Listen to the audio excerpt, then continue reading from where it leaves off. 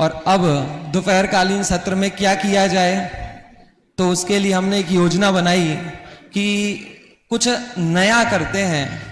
और प्रवचन तो हम सुबह भी सुनेंगे, शाम को भी सुनेंगे, तो प्रवचनों से अलग कुछ करते हैं। इसलिए समय सार सेमिनार नाम से एक कार्यक्रम हम यहाँ कर रहे हैं। इसमें पूरे समय सार को हम इन 18 दिन में, इतना बड़ा शिविर तो वैसे लगते नहीं है, और ये प्रशिक्षण शिविर में हमें एक इतना बड़ा समय मिलता है, इतने सारे विद्वान मिलते हैं कि हम 18 दिन तक यदि किसी ग्रंथ पर चर्चा करें तो एक पूरे ग्रंथ का स्वाध्याय हम वास्तव में कर सकते हैं और अलग अलग विद्वानों से उसका दृष्टिकोण हम समझ सकते हैं। तो हमने सोचा इस मौके का लाभ उठाया जाए और इस समय सार को समझने का मानस इस बार हमने बनाया है। और आगे भी अलग अलग शिविरों में अलग अलग ग्रंथ को हम इसी प्रकार से संगोष्ठियों के माध्यम से समझने का प्रयत्न करेंगे।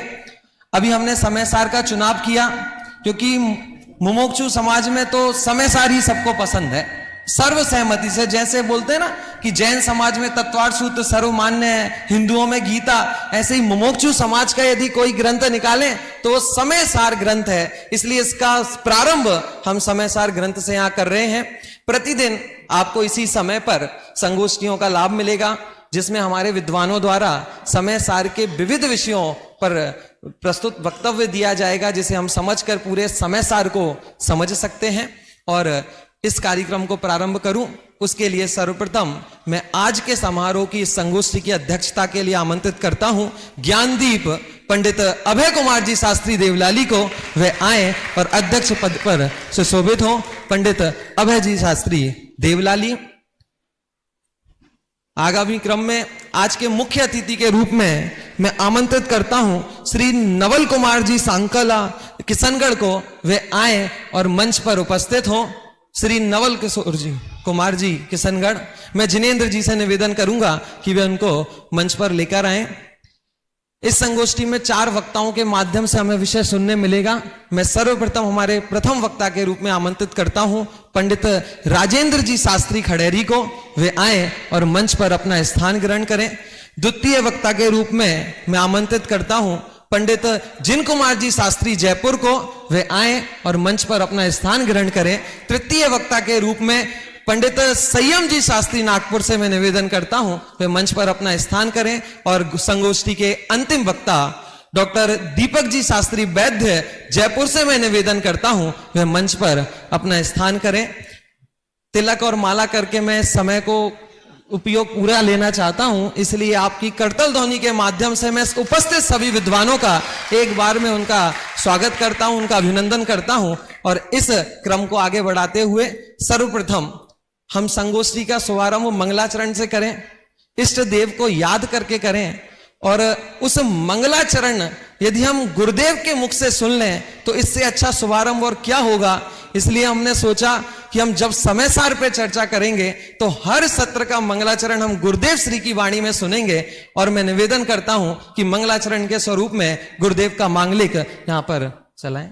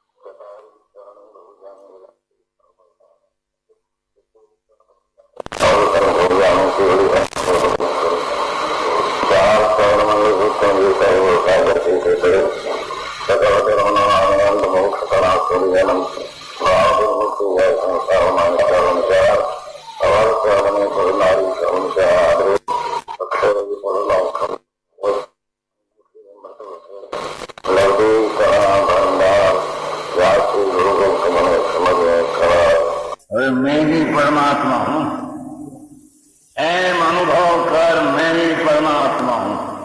वितराग सर्वज्ञ देवनी त्रिलोकनाथ परमात्मा सौ इंद्રની ઉપસ્થિતિના સમોસણમાં લાખો કરોડો દેવોની હાજરીમાં ભગવાનનું મહિમા આવ્યો।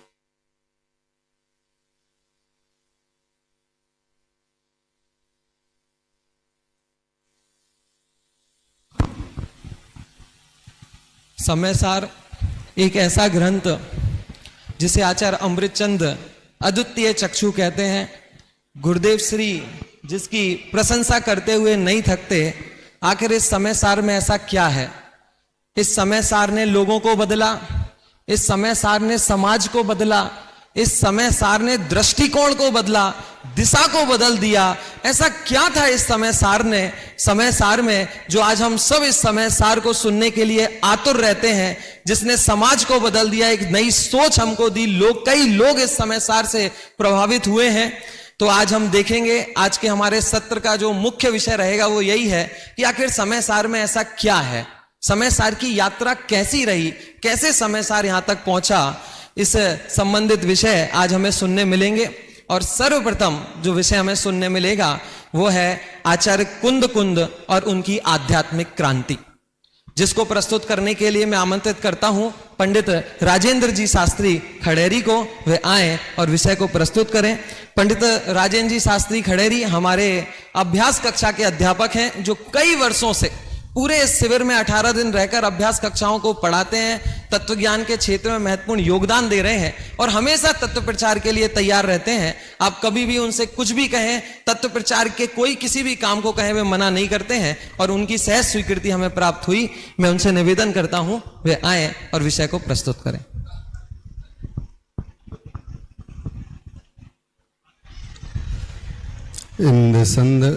इंद सदवंदयाणम तिहुबड़ हृद मधुर विशद वक्काणम अंतातीद गुणाणम रणमोजिणाणम जिद भवाणम।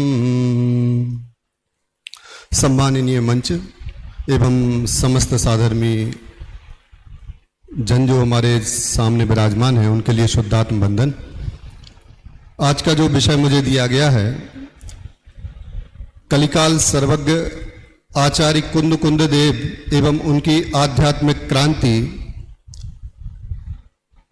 भगवान महावीर के निर्माण के पश्चात 683 वर्ष तक जो परंपरा चली वो अंग परंपरा थी। जब अंग परंपरा का विच्छेद हुआ तो जो क्षीण अंग के ज्ञानी थे, ऐसे मांगनंदी मुनिराज, उनके पश्चात 2 धाराएं चली।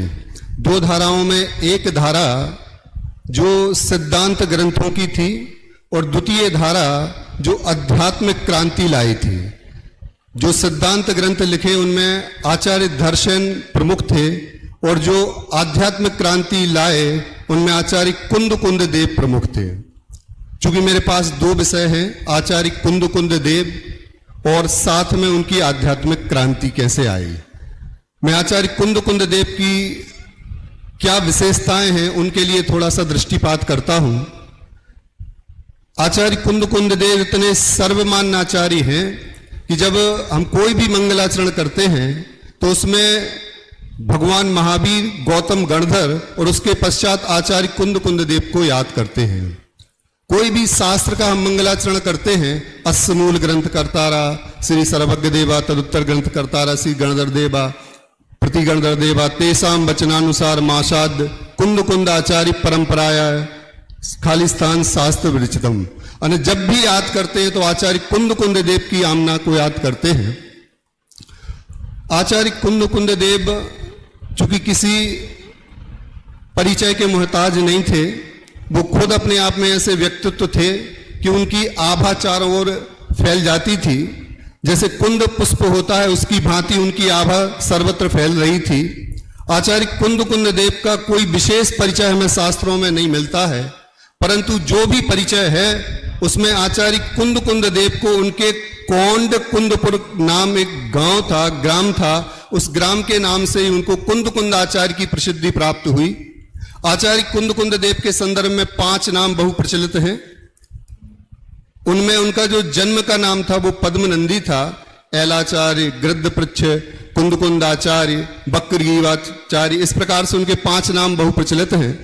आचार्य कुंद देव ऐसा कहा जाता है कि विदेश क्षेत्र जाकर के देवनंदी महाराज जो दर्शन सार के रचयिता हैं, उन्होंने ऐसा लिखा कि यदि आचार्य कुंद देव श्रीमंदर भगवान की वाणी नहीं सुनते तो हम इन जो श्रमण जन हैं उनको कैसे तत्व की उपलब्धि होती। आचार्य कुंद देव स्वयं में ही एक समर्थ आचार्य रहे। उनकी इतनी अधिक प्रामाणिकता थी। अब प्रामाणिकता का मूल कारण यह था कि जब भी वो कोई बात करते हैं तो उनकी बात के पीछे वो अपने आप को ना रख करके स्वयं ये कहते हैं कि ये केवली और श्रुतकेवलियों की वाणी है, इसमें मैंने कुछ नहीं किया। आप कोई भी मंगलाचरण उठा के देखेंगे, समय सार का मंगलाचरण हम देखते हैं तो उसमें वो लिखते हैं कि बंदित्तु सब सिद्धे ध्रुव मचल मनोभवम बदम कत्ते भुच्छामी समय पहाड़ मिणिमो शुद्ध केवली भणिदम। जब भी आप देखोगे नियम सार में भी वही कहते हैं कि ये केवली और शुद्ध केवली की बात है।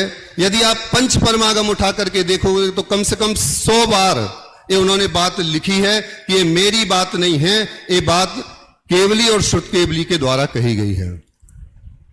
एक पक्ष होता है आचार्यों का एक व्यक्तित्व और एक पक्ष होता है कृतित्व कहें या कर्तृत्व कहें। तो उनकी जो कृतियां हैं उन कृतियों में 5 परमागम बहुत प्रसिद्ध हैं। वैसे तो ये कहा जाता है कि 24 प्रावृत उन्होंने लिखे। 24 प्रावृत में जो हमारे पास उपलब्ध प्रावृत हैं उन उपलब्ध प्रावृतों में 13 उपलब्ध प्रावृत हैं, जिनमें से अपन ऐसा कहते हैं 4 परमागम और अष्टपाहुड़ के 8 प्रावृत, इस प्रकार से 12 और एक द्वादश अनुप्रेक्षा वारसाणु वेख्या नाम का एक शास्त्र भी उन्होंने लिखा। ये 13 तो उपलब्ध हैं। कई लोग ऐसा कहते हैं रैणसार और मूलाचार भी उनकी कृति है।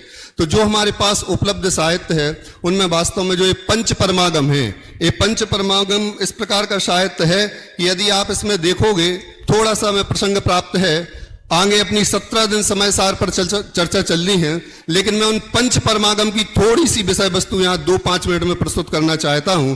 फिर उसके बाद आपको समय सार पर बहुत सुंदर चर्चा मिलेगी। आप जब पंच परमागमों को देखते हो तो इसमें परमागम शब्द क्यों लिखा? वास्तव में इन 5 परमागमों में वो उत्कृष्ट जो शुद्धात्म तत्व है उसकी ही चर्चा है, अन्यत्र और कोई वार्ता नहीं है। वो तो प्रसंगपात जो भी बातें हैं उनमें मात्र एक लक्ष्य है आचार्य कुंद देव का कि वो शुद्धात्म तत्व क्या है। अध्यात्म की परिभाषा ही है कि आत्मा को जानना, पहचानना, उसमें रमण करना, उसका नाम अध्यात्म है। इसलिए वो पहली शताब्दी से ही एक ऐसी अलख जगी जिसमें एक आध्यात्मिक क्रांति की उत्पत्ति हुई। ये 5 परमाणुओं का मैं थोड़ा सा सामान्य परिचय आपको देना चाहता हूं। जब आप समय सार को देखते हो तो समय सार में 10 अधिकार हैं। उन 10 अधिकारों में आचार्य कुंददेव 415 गाथाओं के माध्यम से उसको पूरा डिवाइड करते हैं। पहला पूर्व रंग अधिकार, जीवाजीव अधिकार, फिर उसके बाद कर्ता कर्म अधिकार, पुण्य पाप अधिकार, आश्रव अधिकार, संवर अधिकार, निर्जरा अधिकार, बंध अधिकार, मोक्ष अधिकार और सर्वशुद्ध ज्ञान अधिकार। इस प्रकार से 415 गाथाओं में निबद्ध ये अद्भुत समय सार है। जब आप प्रवचन सार की ओर जाते हो तो प्रवचन सार को आप देखोगे तो यहां इन्होंने शुद्धात्म तत्व के माध्यम से उस तत्व को बतलाया।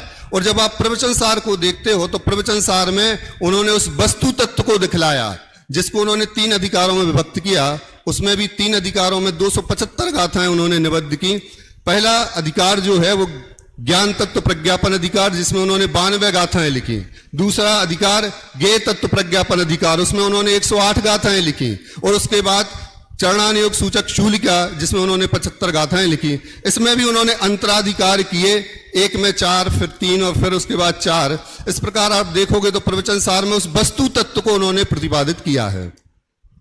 आप इसके बाद जब पंचास्तिकाय को देखते हो तो पंचास्तिकाय में आचार्य कुंददेव 173 गाथाएं लिखते हैं। और 173 गाथाएं लिखते हैं तो उन्हें 173 गाथाओं को भी उन्होंने 3 अधिकारों में विभक्त किया। पहला एक अधिकार है जिसमें उन्होंने प्रथम श्रुत स्कंद, जिसमें सठ द्रव्य और पंचास्तिकाय के माध्यम से 104 गाथाएं निबद्ध की। उसके बाद आप जब देखोगे तो दूसरा अधिकार जिसमें उन्होंने जीवादि 7 तत्व और पुण्य पाप, इस प्रकार 9 पदार्थों की चर्चा 49 गाथाओं में की। और फिर शेष 20 गाथाओं में मोक्ष मार्ग का क्या स्वरूप होता है उसको उन्होंने प्रदर्शित किया। तो 173 गाथाओं में उन्होंने वस्तु का स्वरूप, आचार्य जयसेन स्वामी ऐसा लिखते हैं, यदि किसी को विस्तार रुचि में शुद्धात्मा जाननी है तो उसको समय सार पढ़ना चाहिए। यदि किसी को मध्यम रुचि में शुद्धात्मा का वस्तु स्वरूप का ज्ञान करना है तो उसको प्रवचन सार पढ़ना चाहिए। और यदि किसी को संक्षेप रुचि में देखना है शुद्धात्म तत्व तो उसको पंचास्तिकाय पढ़ना चाहिए। नियम सार को भी उन्होंने 12 अधिकारों में बांटा। और अष्टपाहुड़ तो अपने आप में 8 ग्रंथ हैं। 8 ग्रंथों के माध्यम से देखिए, जब आप समय सार को देखो और नियम सार को देखो तो आचार्य कुंद कुंद देव वहां पर उस शुद्धात्म तत्व के प्रतिपादक दिखाई देते हैं। जब आप प्रवचन सार और पंचास्तिकाय देखोगे तो वहां पर वो वस्तु तत्व क्या है उसको वहां प्रतिपादक दिखाई देते हैं। और जब आप अष्टपावड़ को देखोगे तो उनका एक प्रशासक रूप, एक आचार्यत्व कैसा होता है वो आपको वहां पर दिखाई देगा। अब मेरा बस 2 मिनट में अपनी बात समाप्त करता हूं। अब उनकी आध्यात्मिक क्रांति के से तात्पर्य क्या है? जब कोई चीज लीक से हट करके आती है तो एक क्रांति लाती है।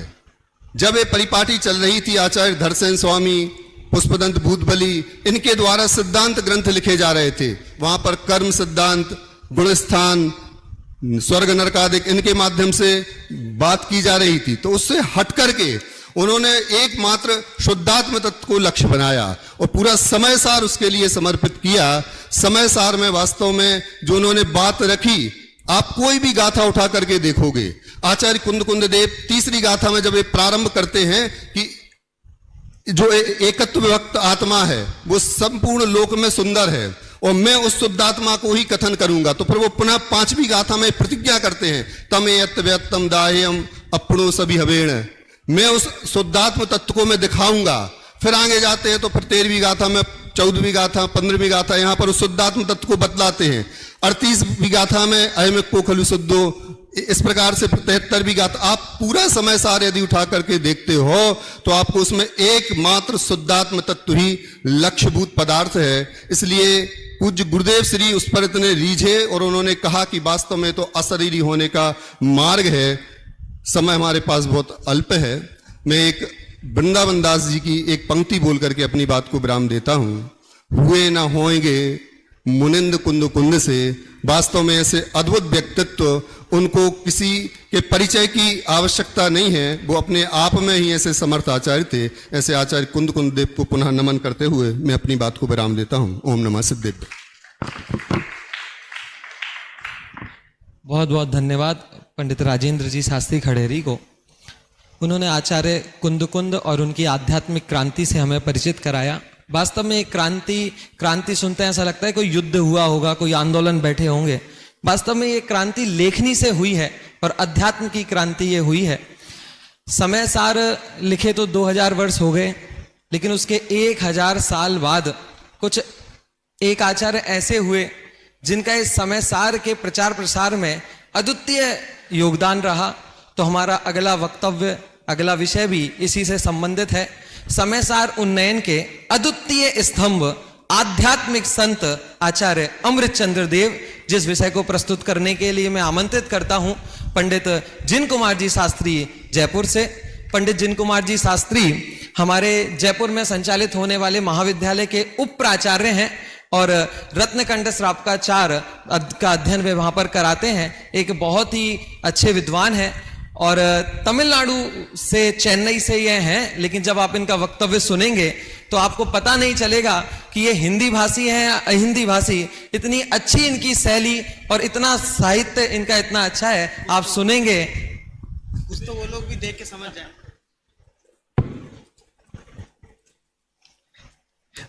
बाकी परिचय तो जब आप वक्तव्य सुनेंगे तो आपको पता लग जाए।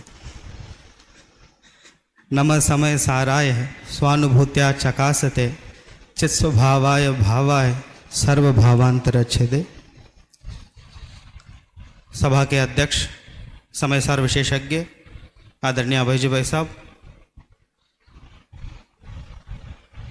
विद्वद्गण, उपस्थित सभी साधर्मी, मेरा विषय है समय सार के उन्नयन में योगदान देने वाले आचार्य अमृत चंद्र। समय सार और आचार्य अमृत चंद्र दोनों को किसी भी प्रकार से अलग नहीं किया जा सकता है। समय सार में आत्मख्याति है और आत्मख्याति में समय सार है। और जब इस तरह का बंधन हो तो वो समय सार के उन्नयन में किस प्रकार का योगदान आत्मख्याति से मिला होगा, इसकी कल्पना हम कर सकते हैं। समय सार अगर मंदिर है तो आत्मख्याति कलश है। और समय सार, जैसे हम कहते हैं किसी से कोई अंगूठी ला के दिखाएं और ये बोले इसमें से सोना अलग कर दो और अंगूठी दे दो वापस। तो अगर उसमें से सोना अलग कर दें तो बचेगा क्या? कुछ नहीं बचेगा। ऐसे ही कोई बोलें कि समय सार से आत्मख्याति अलग कर दो फिर हमें समय सार दे दो, तो सचमुच कुछ मिलने वाला नहीं है। ऐसा दोनों का सुमेल है। और मैं आदरणीय अभय जी भाई साहब की भाषा में बोलूं, जैसे सुबह उन्होंने बताया कि दो शहर जो उन्होंने बताए वस्त्रापुर और नवरंगपुरा में किस नए से भेद करें, वैसे आत्मख्याति और समय सार में किस नए से भेद करें, दोनों एक जैसे ही हैं। जिस प्रकार तत्वा सूत्र पर सर्वा सिद्धि नामक टीका लिख करके ऐसा जो प्रभाव पूज्य बा स्वामी ने दिया है, सभी टीकाकारों पर उनका प्रभाव दिखाई देता है, वैसे ही प्रभाव आत्मख्याति लिख करके अमरचंद्र आचार्य ने परवर्ती आचार्यों पर छोड़ा है। उसके बाद जितनी भी रचनाएं हुई उन सब रचनाओं में कहीं ना कहीं आत्मख्याति की छाया दिखाई देती है। यही सबसे बड़ा योगदान है। कहते हैं कि शिष्य वही सच्चा है जो गुरु से भी आगे निकल जाए, अथवा यूं कहें कि गुरु ने जो लक्ष्य दिया उससे भी अच्छा कार्य करके दिखाएं, उसे सच्चा शिष्य कहते हैं। ऐसे कई उदाहरण हमारे सामने हैं, पर अमरचंद्र आचार्य सबसे उत्तम उदाहरण है कि टोडरमल जी ने रहस्यपूर्ण चिट्ठी में मुल्तान वालों को जब ये कहा कि अध्यात्म पढ़ना, तो अध्यात्म पढ़ने का आधार उन्होंने कहा आत्मख्याति से पढ़ना। दादा जब अपने प्रवचन में कहते थे, ऐसा कहते थे, ये नहीं लिखा कि समय सार से पढ़ना, ये लिखा कि आत्मख्याति से पढ़ना। वो जो मूल वहां बात लिखी है, वर्तमान काल में अध्यात्म तत्व को आत्मख्याति में है, माने समय सार और आत्मख्याति में उन्हें कोई अंतर दिखाई नहीं दिया। समय सार वो आत्मख्याति को एक जैसे ही समझते थे, अज्ञान के कारण नहीं, वो विषय वस्तु के कारण, प्रतिपादन के कारण। इसलिए उन्होंने ऐसा लिखा है कि अध्यात्म सीखना है तो आत्मख्याति पढ़ो। तो इस तरह जो भावना कुंद आचार्य के हृदय में थी कि मैं एकत्व विभक्त भगवान आत्मा को दिखाऊंगा, उस भावना को अमरचंद्र आचार्य ने इस तरह से फलीभूत किया, इस तरह से सफल किया कि लोग समय सार को भी कदाचित भूलकर आत्मख्याति को याद रखने लगे, अध्यात्म के लिए आत्मख्याति का प्रमाण देने लगे। तो इससे समझ में आ सकता है कि समय सार के उन्नयन में आचार्य अमरचंद्र ने क्या योगदान दिया है। और 1000 वर्ष बाद, 1000 वर्ष पहले समय सार की रचना हुई, उसके बाद तक कोई रचना नहीं हुई, तब अमरचंद्र आचार्य ने आत्मख्याति की रचना उन्होंने की। बीच में हो सकता कोई रचना हुई हो, हमें उपलब्ध नहीं हुई हो, चर्चा तो अवश्य हुआ करती थी, पर 1000 वर्ष के बाद भी जो टीका उन्होंने लिखी है, उसके बाद का जो 1000 वर्ष है वो खाली नहीं रहा। लिखने के 1000 वर्ष तक जो समय है वहां ऐसी कोई रचना नहीं मिलती, पर जैसे उन्होंने आत्मख्याति लिख दिया, उसके बाद का जो 1000 वर्ष आप इसमें देखेंगे कितनी सारी रचनाएं हमारे सामने निकलकर सामने आई हैं। इससे समझ में आता है कि आत्मख्याति लिख करके कितना बड़ा उन्नयन उन्होंने समय सार पर किया है। अब यदि ऐसा कोई कहे कि ये तो कुंद आचार्य का उन्नयन किया है कि समय सार का उन्नयन किया है, क्योंकि टीकाएं तो उन्होंने उन्हीं के ग्रंथों की लिखी है, पर वास्तव में देखा जाए तो उन्होंने स्वतंत्र ग्रंथ भी लिखे हैं। स्वतंत्र ग्रंथ में भी उन्होंने जैसे पुरुषार्थ सिद्धि उपाय है, लघु तत्व स्फोट है, इनमें भी वर्णन किया है, परंतु समय सार के प्रति उनका विशेष समर्पण था और समय सार के उन्नयन की भावना बहुत प्रबल थी। इसलिए उनके मुख से निकला कि इदमेकम जगत चक्षुरक्षयम, कि ये जो समय सार है ये जगत का अद्वितीय अक्षय चक्षु है। और इससे बढ़कर के भी ये कह दिया कि न खलु समय साराद उत्तरम किंचित अस्ति, समय सार से बढ़कर के इस जगत में और कुछ भी नहीं। ऐसे वाक्य अमरचंद्र आचार्य की कलम से निकले हैं। इसका मतलब समय सार के प्रति उनका समर्पण कितना था और उसके उन्नयन की भावना उनके हृदय में कितनी तीव्र थी कि यहां तक कह दिया कि आई खत्म अपि मृत्वा, कि मर करके भी इसको समझो, समय सार को समझो, भगवान आत्मा उसकी जो विषय वस्तु उसके समझो, कि यहां तक कह दिया मर करके भी तो हम समझ सकते हैं कि उसके उन्नयन की भावना, समर्पण कितने उनके हृदय में था। और ये भी कहा कि जगत से उदासीन होकर के, किसी तरह कोई विकल्प नहीं करके केवल समय सार की चर्चा करो, ऐसी भावनाएं, इस प्रकार के वाक्य बतलाते हैं कि समय सार के प्रति उनका समर्पण कितना था और समय सार के उन्नयन की भावना कितनी प्रबल थी उनके हृदय में। और आप देखेंगे उनकी कृतियों में उन्होंने जो टीकाएं लिखी हैं वो टीकाएं गद्य में लिखी हैं। अमृतचंद्र आचार्य ने जो टीकाएं लिखी हैं वो गद्य शैली में लिखी हैं। एक आध कलश लिखा है, पर जो स्वतंत्र ग्रंथ उन्होंने लिखे, मौलिक ग्रंथ, वो सब पद्य में लिखा है। लेकिन समय सार की टीका और गद्य और पद्य दोनों में लिखा है। माने उनकी जो कला जितनी थी उन सब का प्रयोग उन्होंने इसमें किया है, क्योंकि समय सार उनके लिए विशिष्ट था और समय सार के उन्नयन की तीव्र भावना उनके मन में थी। इसलिए गद्य पद्य शैली में इसको उन्होंने प्रस्तुत किया, नाटक के रूप में प्रस्तुत किया, कि ताकि लोगों तक ये जल्दी पहुंच सके और लोग इसे आराम से समझ सकें, इसके प्रति आकर्षण बढ़े। इस वजह से उनकी जो शक्ति थी पूरी तरह से उन सबको उन्होंने लगाया। इन सब बातों से समझ में आता है। और यहाँ तक कहें कि जो अधिकार हैं, जो मूल गाथाएं हैं, उनकी टीका लिखी, उसके संदर्भ में कलश लिखा, उसके अलावा भी उन्हें उपयुक्त लगा तो उपाय अधिकार लिख दिया, शादवाद अधिकार लिख दिया। तो इन सब बातों से ख्याल में आता है कि वो समय सार के प्रति कितने समर्पित थे। तो अब उसके अलावा जो उन्होंने टीका लिखी है और जो कलश लिखे हैं वो स्वयं अपने आप में ग्रंथ हो गए हैं। उसका पद्यानुवाद भी आदरणीय भाई साहब ने लिखा है, वो स्वयं अपने आप में ग्रंथ बन गए हैं। तो इससे समझ में आता है कि समय सार के प्रति कितनी तीव्र भावना उनके हृदय में थी। इस वजह से ही उन्होंने समय सार पर बहुत सुंदर टीका आत्मख्याति के रूप में लिखी और नाम भी बड़ा सुंदर उन्होंने दिया, आत्मख्याति। और अंत में अपने लिए भी एक विशेषण दे दिया समय सार के अंत में कि स्वरूप गुप्त आचार्य अमृतचंद्र। स्वरूप गुप्त, जो अपने स्वरूप में ही गुप्त है, ऐसे आचार्य अमृतचंद्र की और कोई भावना नहीं थी। बस यही भावना थी कि समय सार और समय सार की विषय वस्तु जन जन तक पहुँचे और हम सब उसको सरलता से समझें और भी कवि लेखक सब इस पर अपनी लेखनी चलाएं। इसलिए उन्होंने अपनी पूरी योग्यता, पूरी शक्ति का उपयोग करते हुए इसका भरपूर प्रतिपादन किया है। और आज उसका परिणाम हम देख रहे हैं कि आत्मख्याति जैसे अद्वितीय रचना हम सबके सामने है। इसलिए मैं कहता हूँ समय सार के उन्नयन में अद्वितीय स्तंभ के रूप में आचार्य अमृतचंद्र उभरे हैं। ओम नमः सिद्धे। बहुत बहुत धन्यवाद पंडित जिन कुमार जी शास्त्री को, जिन्होंने समय सार के उन्नयन में आचार्य अमृतचंद्र देव का क्या योगदान है इससे हम सभी को अवगत कराया। अगले वक्ता के रूप में अगले विषय के प्रतिपादन के लिए मैं आमंत्रित करूंगा। उनका विषय है समय सार के अद्वितीय प्रभावक आध्यात्मिक संत कांजी स्वामी, गुरुदेव श्री कांजी स्वामी। इस विषय को प्रस्तुत करने के लिए मैं आमंत्रित करता हूं पंडित संयम जी शास्त्री नागपुर को। पंडित संयम जी शास्त्री जैन दर्शन के, न्याय के, इतिहास के, साहित्य के, अध्यात्म के सभी विषयों के गहन अध्येता हैं। और इनकी सबसे बड़ी विशेषता यह है कि इनका गहन अध्ययन तो किया है, इसको जन सामान्य तक पहुंचाने की एक अलौकिक कला, एक रोचक वक्तव्य शैली भी इनके पास है। उसके बारे में कहूंगा नहीं, वो मैं आपको दिखाऊंगा। और उनकी वक्तव्य शैली कैसी है इस बात को देखने के लिए मैं उनको आमंत्रित करता हूं, वे आए और अपना विषय प्रस्तुत करें। पंडित संयम जी शास्त्री नागपुर, जिनका विषय है समय सार के अद्वितीय प्रभावक आध्यात्मिक सत्पुरुष श्री कांजी स्वामी।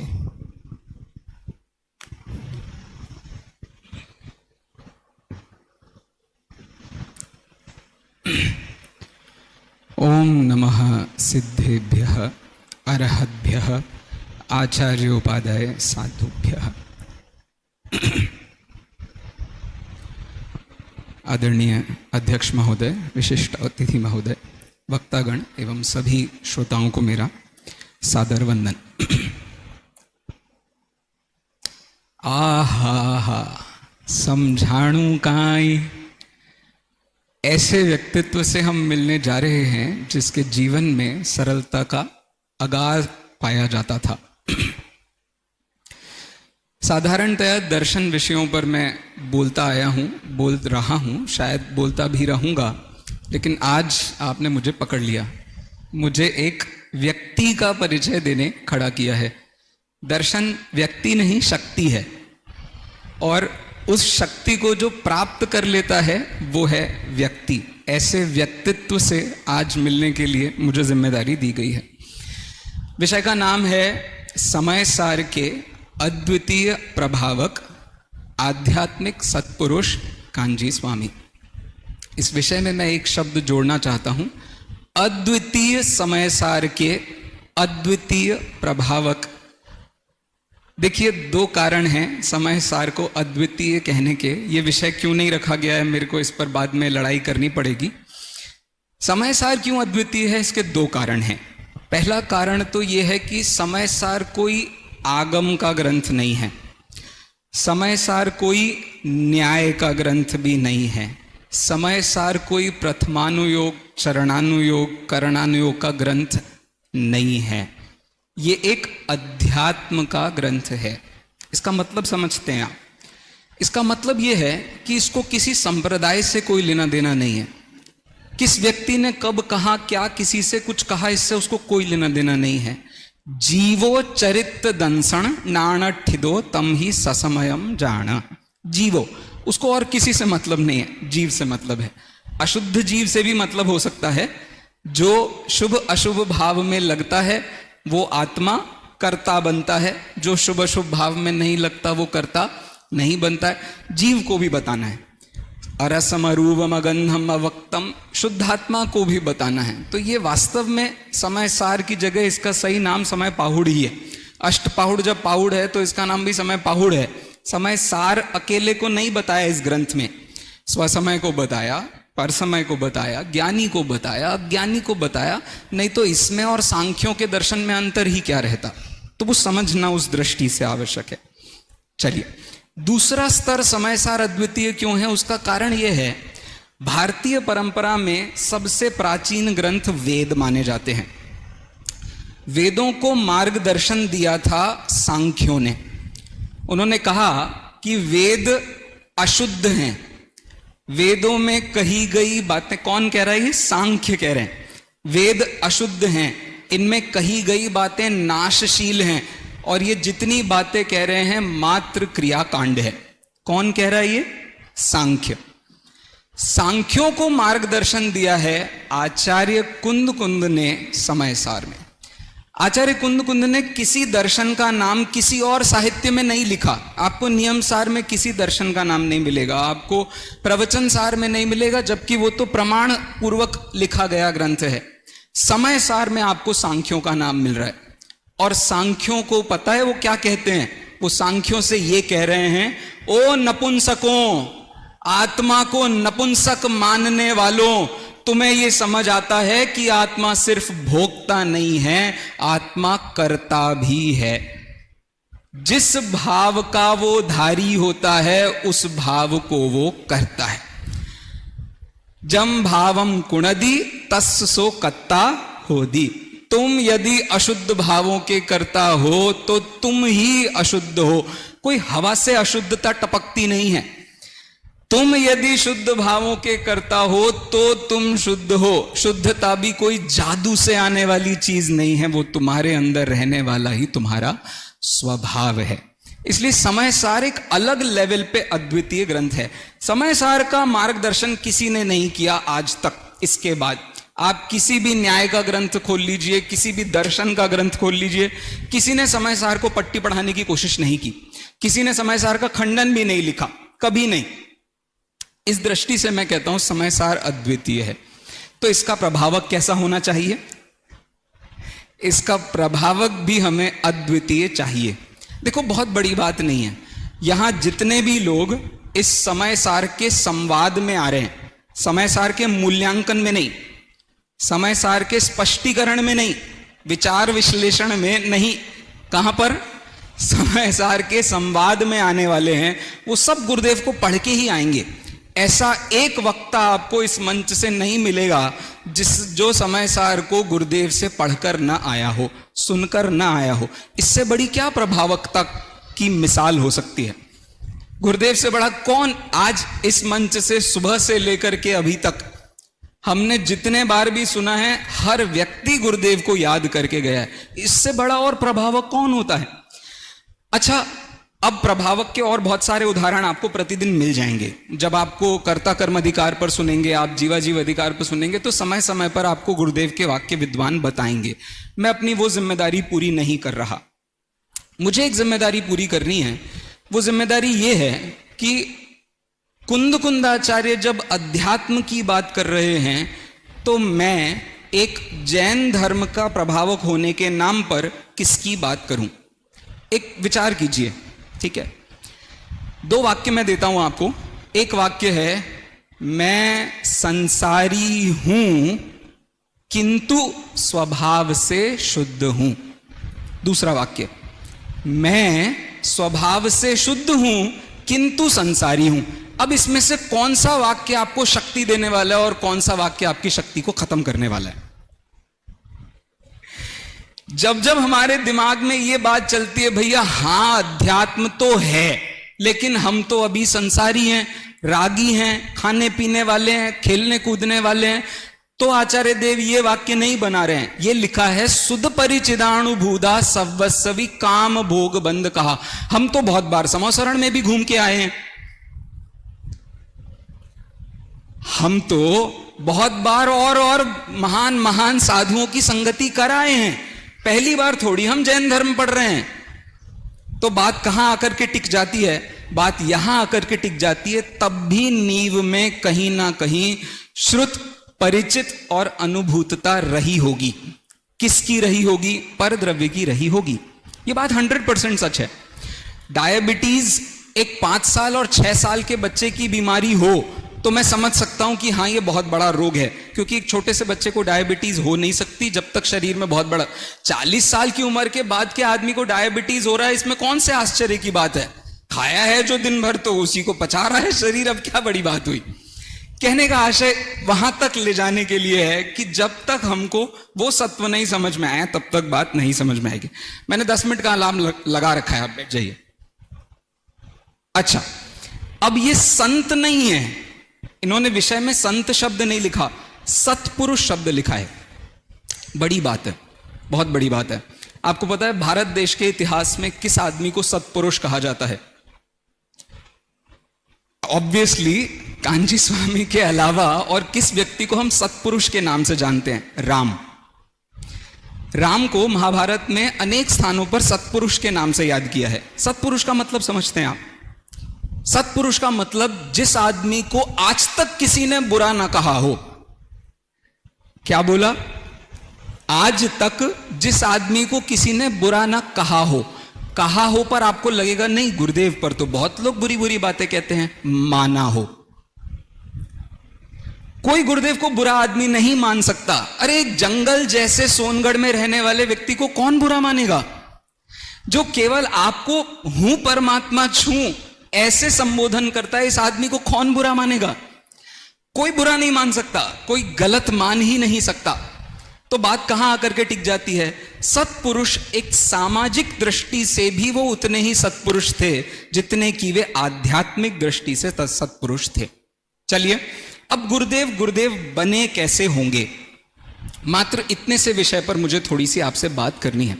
आदरणीय भाई साहब से आज सुबह ही बात हो रही थी, तो उन्होंने कहा गुरुदेव ने वो दादा का वाक्य था, गुरुदेव ने टॉप भी देखा है और बॉटम भी देखा है। हाँ, आप प्लीज इन वर्ड्स के आज के मीनिंग्स मत यूज कीजिएगा। टॉप देखा है मतलब उन्होंने साधु वाला चरित्र भी देखा है। उन्होंने पूरी दुनिया में यह भी देखा है कि एक व्यक्ति की संतता क्या होती है। मतलब पानी चरणामृत में धोकर पिए, ऐसा भी उन्होंने दिन देखे हैं। और ऐसे भी दिन उन्होंने देखे हैं, मुझे फर्क नहीं पड़ता, कोई मुझे खाने को भी दे दे। देखे हमने ये दिन। हम हमेशा वो नमक वाले पहाड़ पे रहने वाली चींटी के जैसे हैं, अपने मुंह में नमक लेके घूम रहे हैं। माँ बाप तो है ना, घर वाले तो है ना कोई तो है ना, कहीं ना कहीं कुछ ना कुछ तो है ना, शरीर तो है ना, एक्सरसाइज तो है ना कुछ तो है, जीवन चल जाएगा ना। ये मैं हूं ही नहीं तो इसके साथ मेरा जीवन चलेगा कैसे? ये वहां तक का सत्व है। अंतिम बात का समापन करते हुए, यदि आपको गुरुदेव बनना हो, गुरुदेव के प्रभावक चरित्र तक पहुंचना हो, तो 2 चीजों का विचार अत्यंत आवश्यक है। पहला ये कि गुरुदेव को समझें कैसे, गुरुदेव ने क्या क्या समझा, और दूसरा ये कि गुरुदेव ने क्या क्या जिया। अंतिम वाक्य कह के अपनी बात को समाप्त करता हूं। जैन दर्शन ऐसा वस्तु तत्व का दर्शन है जिसमें समझना कुछ भी कठिन नहीं है। ये हम इतने घंटों लगा रहे हैं, इतने घंटों अपना समय लगा रहे हैं। आप ये सारे अपने लाइफ के जितनों की जितनी उम्र हो गई है, इन सब उम्र में से केवल और केवल 6 महीने निकाल लीजिए। कितने? अमृतचंद्राचार्य ने इतने ही मांगे थे आपसे। 6 महीने निकाल लीजिए और दर्शन पढ़िए, जैन दर्शन पढ़िए। कुछ भी कठिन नहीं होगा। हमारे इतने सारे विद्वान बैठे हैं, सीनियर्स बैठे हैं, जूनियर्स बैठे हैं, आप किसी के पास भी चले जाइए, किसी भी एक व्यक्ति के पास। जैन दर्शन समझना कठिन नहीं है, कठिन तो है उसे जीकर दिखाना। गुरुदेव ने जीकर दिखाया था, इसीलिए वे अद्वितीय प्रवक्ता हैं, थे और रहेंगे। हूं गुरुदेव छू एम नक्की कर, हूं गुरुदेव छू एम निर्णय कर, हूं गुरुदेव छू एम अनुभव कर, मुक्ति थाय। बहुत बहुत धन्यवाद पंडित संयम जी शास्त्री नागपुर को, जिन्होंने बहुत सुंदरता के साथ अपने विषय को प्रस्तुत किया। इस संगोष्ठी के अंतिम वक्ता के रूप में मैं आमंत्रित करूंगा डॉक्टर दीपक जी शास्त्री वैद्य जयपुर को, जिनका विषय है समय सार व उसकी टीकाओं के मंगलाचरण, एक आध्यात्मिक विश्लेषण। डॉक्टर दीपक जी शास्त्री चारों अनुयोगों के विशेषज्ञ विद्वान हैं। प्रथमानुयोग की कई कथाएं वे सुनाते हैं। कर्णानुयोग के गौमटसार आदि ग्रंथों का अध्यापन वे महाविद्यालय के विद्यार्थियों को कराते हैं, और चरणानुयोग की कई कृतियां उनकी प्रकाशित हैं। और वैद्य तो हैं ही, तो लौकिक और अलौकिक दोनों चरणानुयोग के वे जानकार हैं। और रही बात द्रव्यानुयोग की, तो द्रव्यानुयोग उनकी रग रग में बसता है, उनकी शैली ही एकदम आध्यात्मिक है। मैं उनसे निवेदन करता हूं कि वह आए और अपना विषय प्रस्तुत करें। डॉक्टर दीपक जी शास्त्री वैद्य।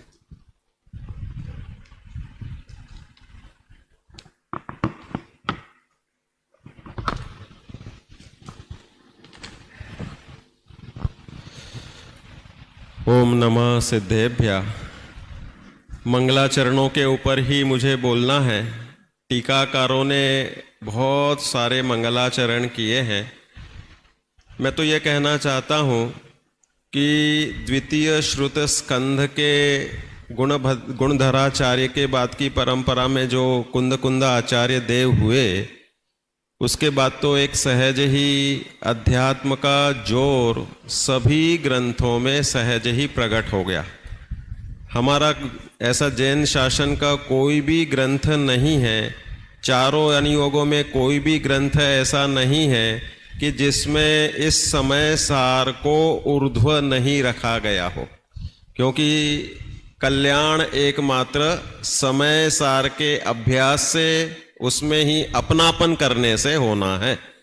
तो प्रत्येक ग्रंथ ही समय सार की टीका है।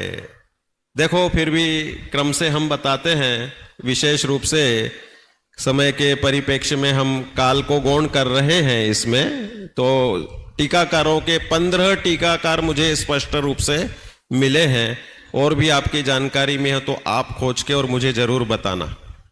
आचार्य अमृतचंद्र देव की टीका सबसे प्रसिद्ध हुई है, जो 1000 वर्ष बाद हुई। ईस्वी सन पूर्व 8 में समय सार की रचना हुई। विक्रम संवत 49 में कुंद आचार्य देव विदेश क्षेत्र गए थे, ऐसे उल्लेख मिल जाते हैं, और वहां से आकर इन 84 पाहुड़ ग्रंथों की रचना की थी। तो 1000 साल बाद कुंद आचार्य की टीका सशक्त इतनी प्रबल हुई कि हमें वह टीका प्राचीनतम दिखती है, कुंद आचार्य अमृतचंद्र देव की आत्मख्याति। उसके बाद प्रभाचंद्र आचार्य देव की समय सार प्रकाश नाम की टीका है।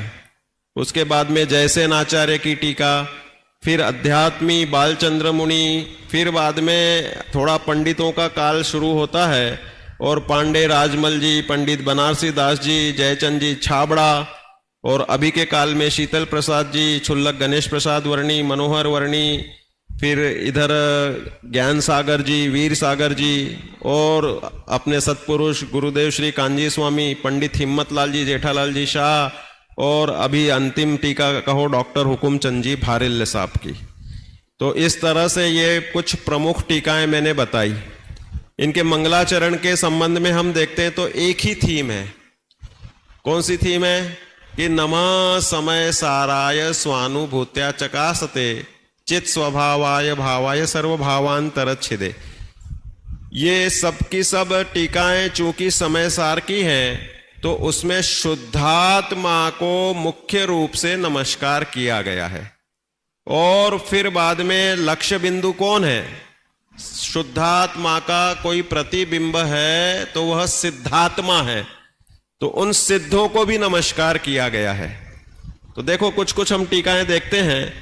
तो जैसे आचार्य देव ने वीतरागम जिनम नत्वा, इन्होंने भी जिनेन्द्र भगवान को नमस्कार, वीतराग शब्द पहले दे दिया, ज्ञानानंदैक संपदम, फिर ज्ञानानंदे को याद किया। पूरा में मंगलाचरण नहीं बोल रहा हूं। प्रभाचंद्र आचार्य भी सिद्ध भगवंतों को याद करते हैं और फिर शुद्धात्मा को याद करते हैं। मंगलाचरण में दो ही थीम है, शुद्धात्मा को निरंतर याद करेंगे और सिद्धात्मा बनने की, प्रकट होने की भावना। पर्याय में नमस्कार करना है तो सिद्धों को, और स्वभाव में जमना रमना जरूरी है, इसलिए शुद्धात्मा को बारंबार नमस्कार किया है।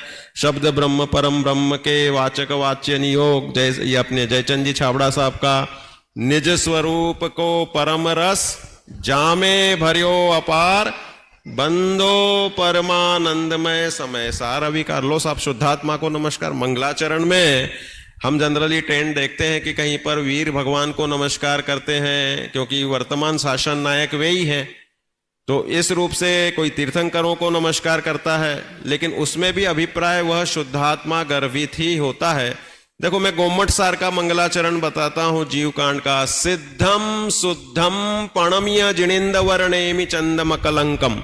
अब लो साहब गोमट सार के मंगलाचरण में सिद्ध और शुद्ध, सिद्धम शुद्धम पणमीय, इनको नमस्कार करके इस प्रारंभ करें तो सिद्ध भगवान पर्याय की अपेक्षा और शुद्ध स्वभाव वह मुख्य किया है। गोमट सार के हर प्रकरण के अंत में अशुद्ध जीव तत्व के विविध अवस्थाओं का वर्णन करके शुद्ध जीव को याद किया गया है और सिद्धों को बार बार प्रस्तुत किया गया है।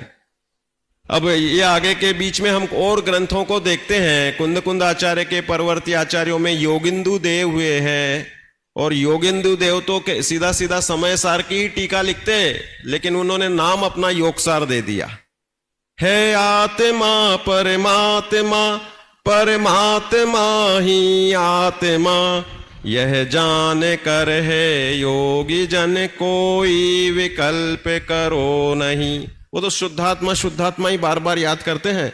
लीन सम सुख जीव बारंबार ध्याते आत्मा, और सब कर्म क्षय कर शीघ्र पावे परम पद परमात्मा। आत्मा परमात्मा, बस कहने का तात्पर्य है कि ग्रंथों के नाम कुछ भी हो, लेकिन हर ग्रंथ समय सार की टीका योग्य हो जाता है, क्योंकि वह दृष्टि का विषय है। हम तुम सब कौन हैं? आपसे कोई पूछा जाए कि यह समय नामक तत्व जीव तत्व है, और इस समय नामक तत्व के इसमें समय सार वह शुद्धात्म दृष्टि का विषय है। बिना दृष्टि के विषय को जाने या निरूपण किए बिना क्या ग्रंथ का या किसी भी प्रकार का जीवन हो सकता है, वर्णन हो सकता है? नहीं। इसलिए तो दादा ने पूजन में ही लिख दिया कि हम गा रहे हैं समय सार सब शुद्धात्मा, मैं हूं स्वभाव से समय सार, जीवन हो जावे समय सार। हम तुम सब समय सार ही समय सार है सब। इस तरह से देखा जाए तो हर ग्रंथ, हर जिनवाणी की लाइन, हर वाक्य वह समय सार की ही टीका है, क्योंकि वह समय सार ही हमारा दृष्टि का ध्येय और अपने आश्रय का केंद्रीभूत तत्व है। तो इस तरह से विषय तो बहुत सारे हैं, अनेकों मंगलाचरण देखते जाओ। नानू समय सार, अभी का वर्तमान ले लो साहब, नाम लेकिन 6 डाला है उसका, तो आप कहोगे वो समय सार की टीका है या नहीं है? कह रहे हैं शुद्धात्मा का खूब वर्णन है, मंगलाचरण ही क्या दे दिया, 3 भुवन में सार, वीतराग विज्ञानता। वीतराग विज्ञानता क्या है? वीतराग विज्ञानता शुद्धात्मा के आश्रय से प्रकट होने वाली दशा का वर्णन है। इस तरह से अध्यात्म के आलोक में जितने भी ग्रंथ हैं वे नियम से सब समय सार की टीका में समाहित हो जाते हैं। इसलिए जो इधर अभी इन्होंने हूँ समय सार हूं मैं, ऐसा नक्की करो, निर्णय करो और अनुभव करो, तो नियम से हम भी समय सारमय होकर सुखी हो जाएंगे। ओम नमः सिद्धेभ्यः।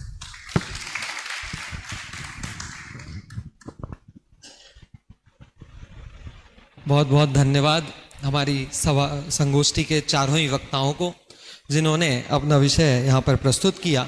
और अब मैं आज की सभा के अध्यक्ष ज्ञानदीप पंडित अभय कुमार जी शास्त्री देवलाली से निवेदन करता हूँ वे आएँ और अध्यक्षीय उद्बोधन हमें प्रदान करें।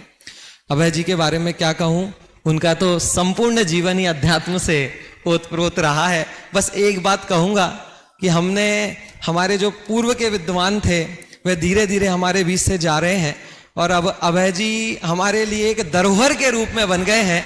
उनका ज्ञान, उनकी साधना, उनकी तपस्या हमारे लिए एक अनमोल धरोहर है और आज उनका अध्यक्ष के रूप में हमें समय प्राप्त हुआ। मैं उनसे निवेदन करता हूं अध्यक्षीय उद्बोधन के लिए। बैठ के थोड़ा रिलैक्स होके बोलना इजी होता है, खड़े में तो भाषण होता है। मैं कोशिश करूंगा युगल जी की 1 मिनट की आवाज आप तक पहुंचे।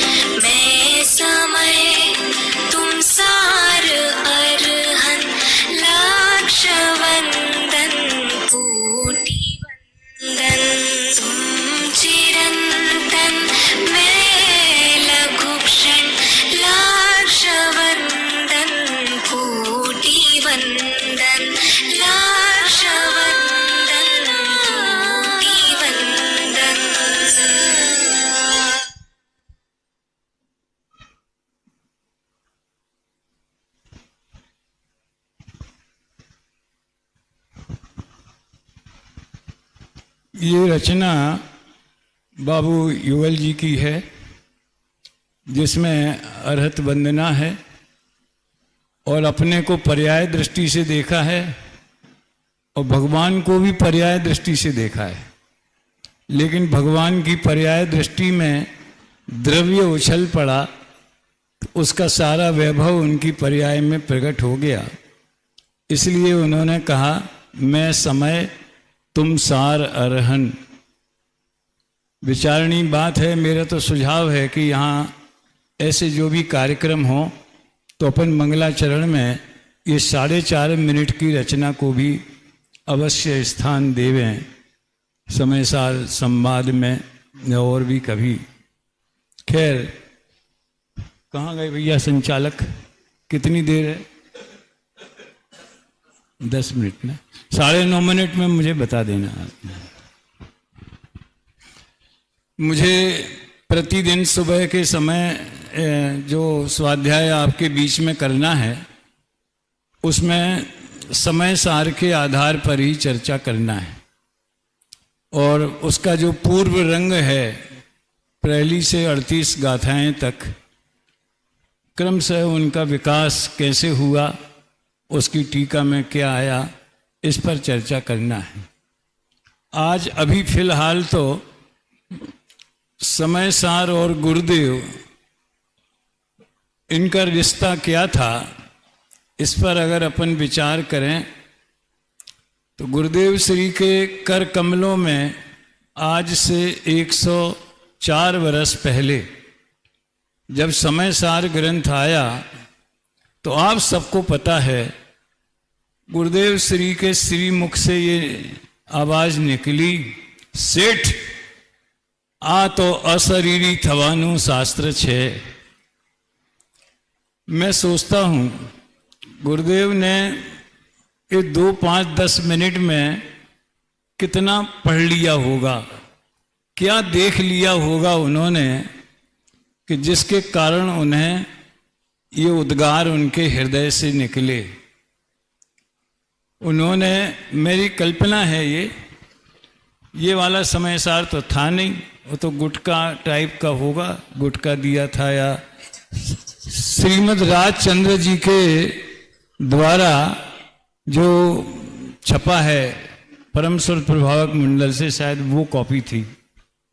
जो भी हो, जब उनने पन्ने पलटे होंगे और उन्हें 6वीं गाथा पर उनकी नजर पड़ी होगी, तो उन्होंने कहा कि जो 13 वर्षों से, 13 वर्ष नहीं 8 वर्ष दीक्षा लेने के 8 वर्ष बाद उन्हें समय सार मिला, तो जिस चीज के लिए वो तरस रहे थे वो चीज उन्हें 6वीं गाथा में मिल गई। जो प्रमत्त नहीं है, अप्रमत्त नहीं है, ज्ञायक एक भाव है। ये बात सुनकर या पढ़कर मानो उन्हें एक करंट जैसा लगा हो। उस वैज्ञानिक की जो अपन कथा सुनते हैं, जो बिना कपड़ों के ही बाजार में भाग गया, यूरेका यूरेका यूरेका, मिल गया मिल गया मिल गया, ऐसी वृत्ति हो गई। इस तरह गुरुदेव को उनका लक्ष्य 6वीं गाथा में मिल गया जिसकी वो तलाश में थे। उसके बाद 19 बार उन्होंने सभा में उसके व्याख्यान किए, और अगर वो 5 वर्ष तक और हमारे बीच में रहते तो 21 बार भी हो जाते। उनने टारगेट तो बनाया नहीं था। उनका ये लक्ष्य था कि सारा जीवन जब तक ये वाणी अवरुद्ध न होवे तब तक मैं समय सार पे ही प्रवचन करूं। हमारे आज के शास्त्री भाइयों से मैं कहना चाहता हूं, वो गुरुदेव की इस वृत्ति का गहराई से अध्ययन क्यों नहीं करें कि उन्हें ऐसे क्या चीज दिखी। पर्सनली तो उन्होंने धवला जी भी पढ़ा, गोमट सार भी पढ़ा, अन्य अनुयोग भी पढ़े, चरणान योग पढ़ा, 37 ग्रंथों पर उनके प्रवचन हैं ऐसा कहा जाता है। तो लेकिन सभा में मुख्य प्रवचन जो है वो हमेशा समय सार ही रहा। 2 समय व्याख्यान होते थे, तो दूसरा समय जो है, और उसमें प्रयोग का कुछ है नहीं, जानना भर है, वो विद्यार्थियों के लिए पाठ्यक्रम की चीज है, सभा की चीज नहीं है। इसी तरह परीक्षा मुख है, न्याय ग्रंथ हैं, करणान योग हैं। गुरुदेव को इन सब का सामान्य ज्ञान था। कभी कभी तो वो बोलते थे लॉजिक से बात करते हैं, लॉजिक से बात करते हैं, लेकिन उन्होंने प्रवचन में मुख्य समय सार को ही बनाया। आखिर समय सार में क्या जादू है जिसके कारण गुरुदेव और समय सार उसी तरह पर्यायवाची हो गए जिस तरह अमृत चंद्र और समय सार हो गए, आत्मख्याति और समय सार हो गए। क्या जादू है। समय सार एक प्रतिज्ञा करके उसकी पूर्ति के लिए लिखा गया महाशास्त्र है। उन्होंने प्रतिज्ञा की, सारी दुनिया को देखा, जाना कि एकत्व विभक्त आत्मा का परिचय इस जगत को नहीं हुआ है, इसलिए ये दुनिया दुखी है। तो मैं अपने संपूर्ण वैभव से पूरा जितना मेरा विशुद्धि है, क्षयोपशम ज्ञान है, वो सब समर्पित करते हुए मैं एकत्व भक्त आत्मा की बात कहूंगा। आप अन्य ग्रंथों से तुलना करें तो व्यवहार का वर्णन करके फिर उसे अभूतार्थ कहना, जैसे 29 भावों की चर्चा आई तो उन्होंने कहा ये सब व्यवहार से जीव के कहे जाते हैं, वास्तव में तो जीव एक चैतन्य मात्र है। क्या ये शैली नहीं, ये परमार्थ भूत आत्मा को बताने वाला महासत्य अन्य किसी परमागम में, अनुयोग की बात नहीं करता मैं, अन्य किसी परमागम में उपलब्ध है। प्रवचन सार का प्रारंभ सामायिक चारित्र से हुआ। ओ संपयामी सम्मम जत्तो डिम्बाण संपत्ति। और सामायिक के फल में शुद्धोपयोग, शुद्धोपयोग के फल में केवल ज्ञान, फिर केवल ज्ञान का विषय ज्ञान गीत, गीत तत्व प्रज्ञापन, वो केवल ज्ञान का विषय। और उसके बाद में सामायिक में, क्योंकि जीव हमेशा रह नहीं सकता, इसलिए छेदोपस्थापना चारित्र के रूप में चरणान योग चोलिका आई। नियम सार का प्रारंभ रत्नत्रय से हुआ, शुद्ध पर्याय से, भगवान आत्मा से नहीं हुआ। नियम सार को तो जो समय सार की बराबरी पे लाके अगर खड़ा किया है तो वो पद्म प्रभ मलधारी देव, वो जो टीकाकार हैं, उन्होंने जो उसमें अध्यात्म की लहरें उछली हैं, तो वो हमें नियम सार और समय सार एक जैसे मालूम पड़ते हैं टीका के हिसाब से। लेकिन ग्रंथ मूल जो है कि जो करने योग्य नियम से है वो सारभूत है, वो सम्यक दर्शन ज्ञान चारित्र है। तो वो उनकी पर्सनल डायरी थी। वो पर्सनल डायरी में उन्होंने सब जो भी उनके लाइफ में था, परमार्थ, प्रतिक्रमण, प्रत्याख्यान, आलोचना, भक्ति, उन सब का जो निश्चय पक्ष है, आध्यात्मिक पक्ष है, उसको उन्होंने रखा। पंचास्तिकाय आप सब जानते हैं, वो तो मैं तो कहता हूँ पहले पंचास्तिकाय पढ़ना चाहिए, फिर प्रवचन सार पढ़ना चाहिए, फिर समय सार पढ़ना चाहिए। उसमें उन्होंने 6 द्रव्य, 7 तत्व, मोक्ष मार्ग, प्रकाशक इत्यादि का वर्णन किया। अष्टपाहुड़ का आपको बताया ही है, ज़्यादा मैं लंबी चर्चा नहीं करूँगा, बस केवल इतना कहना चाहता हूँ कि संक्षेप में अगर आपसे कोई अपरिचित व्यक्ति भी पूछे कि समय सार में है क्या, तो आप 3 बिंदु बताइए। समय सार में एकत्व विभक्त आत्मा का वर्णन है, एकत्व विभक्त आत्मा को जानने वाले ज्ञानियों का वर्णन है, और उसी आत्मा को नहीं जानने वाले अज्ञानियों का वर्णन है। यानी अज्ञान का स्वरूप भी बताया, मिथ्यात्व का स्वरूप, सब जीव अधिकार में, बंध अधिकार में, निर्जरा अधिकार में, सब में उसी आत्मा को जानने वाले ज्ञानियों का वर्णन किया। और दोनों का आधारभूत जो है, कोई ज्ञानी क्यों और अज्ञानी क्यों। एकत्व विभक्त आत्मा को जानता है इसलिए ज्ञानी, नहीं जानता है वो अज्ञानी। ये समय सार की विषय वस्तु का सार तत्व है।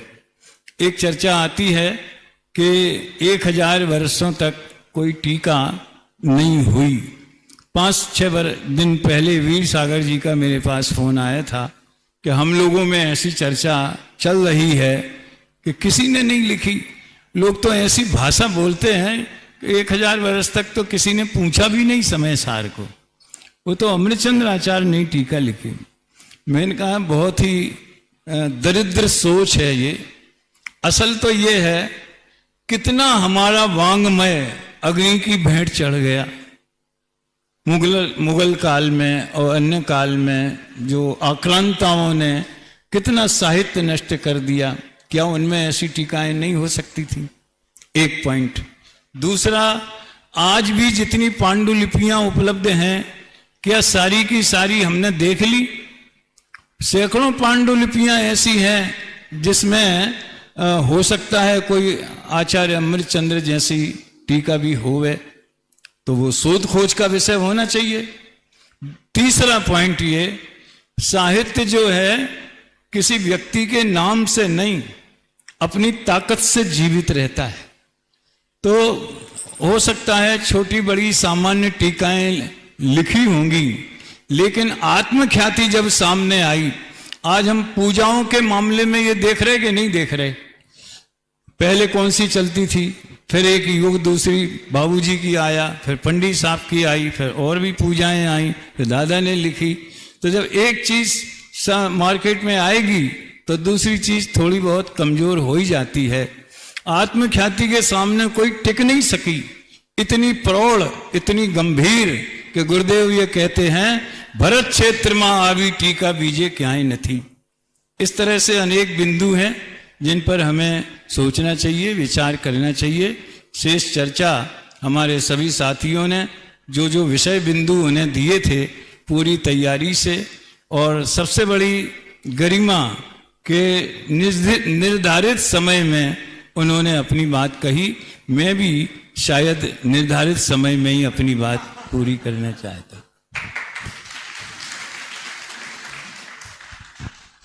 समय सार की चर्चा भी समय पर ही सुशोभित होती है। समय सार का सार अभी हम सब विद्वानों के माध्यम से और इस समाज के, हमारे मुमुक्षु समाज के सिरमौर विद्वान पंडित अभय जी शास्त्री की अध्यक्षता में ये सभा हमने सुनी। एक बार जोरदार तालियों के माध्यम से हम सभी विद्वानों का, सभी अतिथियों का और हमारे संचालक महोदय का, अध्यक्ष महोदय का पुनः पुनः धन्यवाद ज्ञापित करते हैं। 4 पंक्तियां बस दादा ने जो लिखी हैं आपको सुनाता हूं। अपने में एकत्व और पर से विभक्तता, इसको कहते हैं एकत्व विभक्त आत्मा। यह एकत्व विभक्त आत्मा समय सार में समझाया है कुंद कुंद आचार्य देव ने, समझाया है कुंद कुंद आचार्य देव ने। सचमुच यह जीव अनादिकाल से संसार में भ्रमण कर रहा है और भ्रमण का एकमात्र कारण है अपने स्वरूप को भूलना, और वो स्वरूप को भूलना 4 गलतियां हो रही हैं। पर में एकत्व बुद्धि, ममत्व बुद्धि, कर्तृत्व बुद्धि, भोक्तृत्व बुद्धि वो हमारी छूटे और हमारी आत्मा में ही एकत्व, ममत्व, कर्तृत्व, भोक्तृत्व स्थापित हो। ऐसी मंगलमयी चर्चा हम सब ने सुनी और आदरणीय भाई साहब ने घोषणा की है कि शिविर के दौरान जो मुख्य प्रवचन होगा आदरणीय भाई साहब का, उसके दौरान भी आप सबको ग्रंथादिराज समय सार की चर्चा ही सुनने मिलेगी। एक बार पुनः पुनः सभी का धन्यवाद।